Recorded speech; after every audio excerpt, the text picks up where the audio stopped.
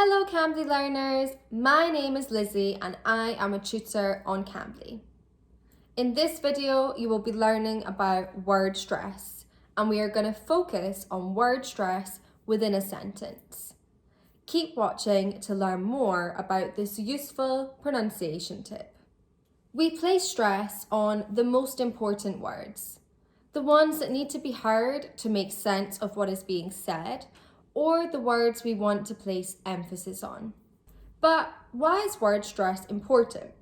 Well, if word stress is used incorrectly, miscommunication can happen pretty easily, as you may be saying a completely different word or changing the meaning of the sentence.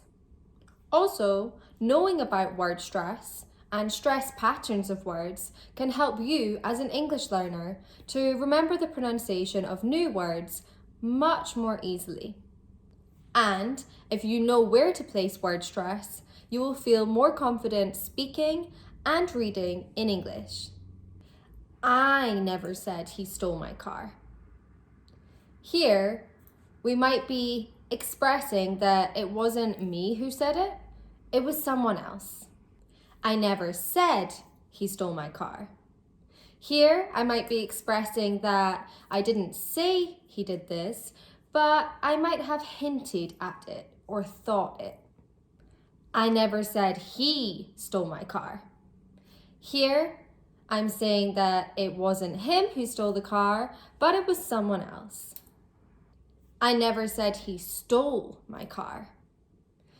In this example, I might be saying that he didn't steal my car, maybe he borrowed it. I never said he stole my car. So it wasn't my car he stole, it was someone else's. I never said he stole my car. He didn't steal my car, maybe he stole something else. Try this out with a sentence of your own at home. Write it down and place stress on different words at a time and see how the meaning changes. As you can see, we place stress on the words we want to emphasize. English speakers use word stress a lot. If you use word stress correctly, it will not only avoid you using the wrong word or having any miscommunication with meaning, it will also help you to sound more natural.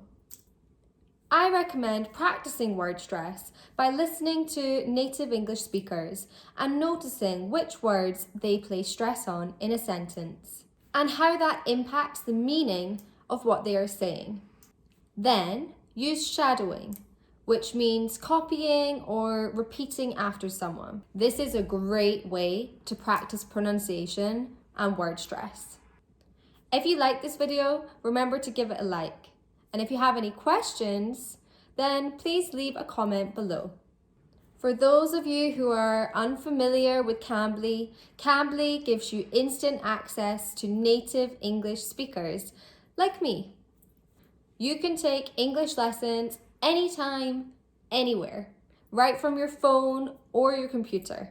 Schedule your next lesson with me using the link below this video. Thanks for watching this video. Goodbye.